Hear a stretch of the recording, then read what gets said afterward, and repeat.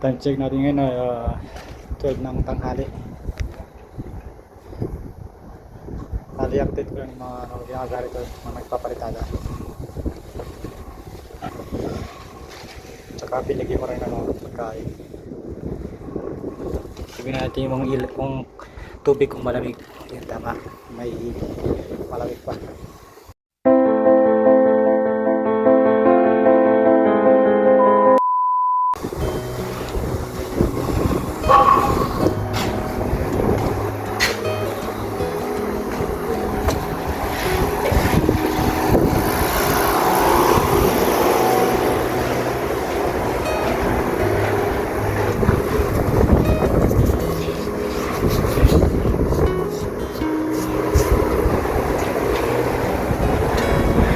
Tignan nyo yung gawa nilang mga yung kahapon, hindi pantay-pantay. Kaya hindi ko na pinagpatuloy yung gawa nila. Kesyo daw mainit, hindi na magawa ng maigi. Sabi ko pag mainit, huwag na kayo magtrabaho, huwag kayo pumasok para di naninira ng mga trabaho rito. Tignan mo, pangit ng gawa, hindi diretso. Tapos mamanuhin mo ng skim coat yan. Naku po, dami yung kakainin yan.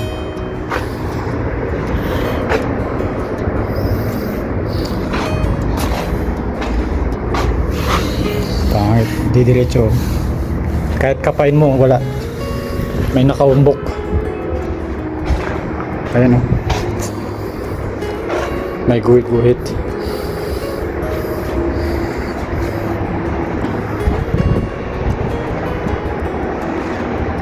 Daming dumi. Ayan po.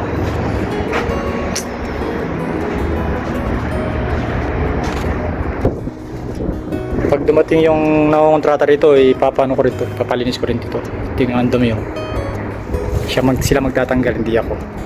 Hindi yung mga tao ko. Dahil kontrata nila yan. Sakop nila yan.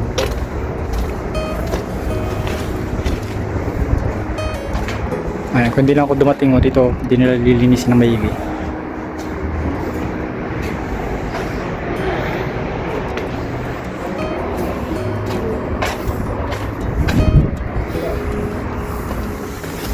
Kahit yung mga nandito, mamaya titignan ko pag alas 5 ng hapon, pag okay yung gawa o hindi. Titignan mamaya. Pag hindi okay, magpapahanap ako ng panibagong magpapalitada. Kaysa yung sisirain na lang yung pangit ng palitada. Nakakano yun. Nagbabayad ng tama yung boss ko pagkatapos palitada ang pangit.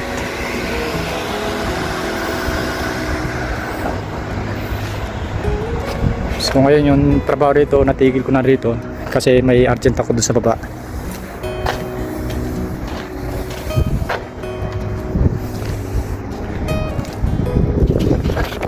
Ito yung hindi mo na papalitada lahat mga to. Kailangan mo na yung itong decor na to, yung ganyan na decor sa taas. Dito siya, gaganyan siya rito pag ganun.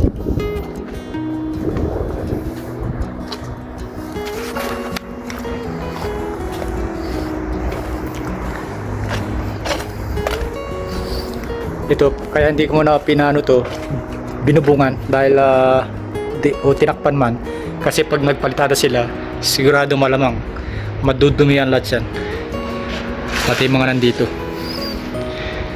Kaya tapusin muna natin mga palitada, yung ginagawa nila bago ako magbububong.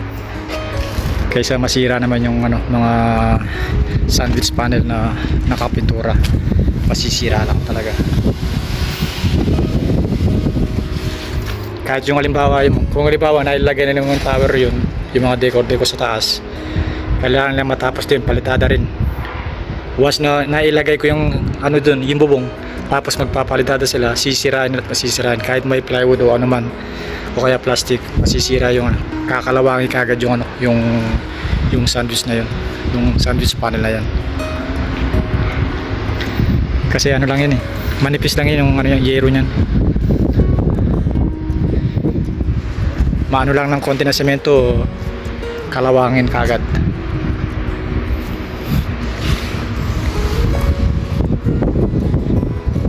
natin yung ano, yung main line ng kuryente. Yan, bali nakalagay na sa, baka sigurado mamaya ikakalam na lang dito yan, dito. O kaya magbaba siya ng 10 cm dito. Ikakalam dito yan, paikot. Ito dun. Kanina madaling araw ako ano, tumira. Nagtrabaho sila 5 para di mainit.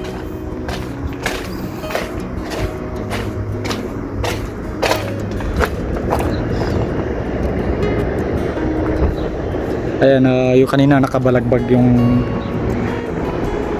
kuryente dito. Ayun, nasa side na siya.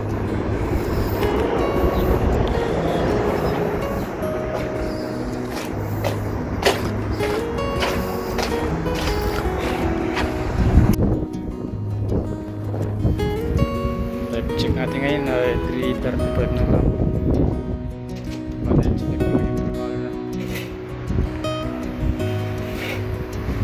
Malaki yung pagkakaiba ng ano, ang kahapon na mga gumawa. Ngayon ano siya, okay na siya. Acceptable naman yung parang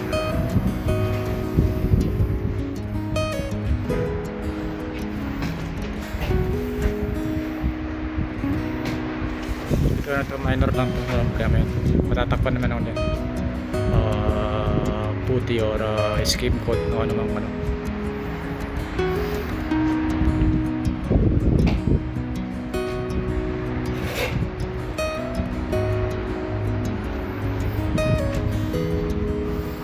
Pero pantay naman siya, mukha lang siyang galos pero hindi siya okay lang siya.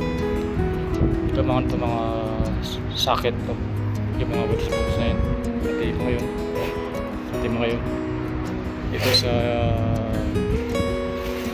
sa ilaw, sa AC, tsaka sa pang socket ng ano, kahit anong pwede naman ilagay dito, pwede sa ilaw, isang socket sa mga ano, sa rep yan, sa rep ito, tsaka sa AC yan, kaya tatlo pala to.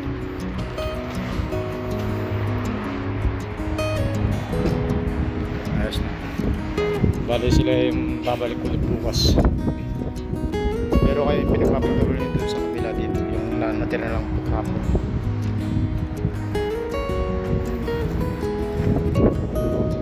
Bali sa isang araw nakaka-1.5 lang sila napalitada kasi sobrang init guys, kaya hindi mo sila mapipilit ano, kahit kontrata susukot sila. Bali tatantsayin ko kung ilang araw ko sila ito. 2 araw, 4 na araw, 6 na araw, 8 hanggang 9 na araw, pati yung labas 8 hanggang 9 bago na lang matapos lahat yan, labas loob. Pero hindi sa banyo, sa loob tsaka sa kusina, tsaka muna yan tapusin muna. Dapat kailangan yung mga doon, mga tulad nito sa PPR, sa tubig at saka sa linya ng drain.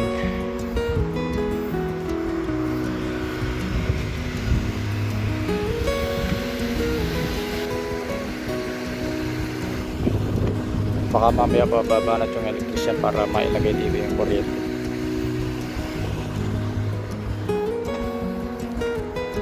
So ayan guys, yung muna yung update natin ngayon sa araw ng Lunes.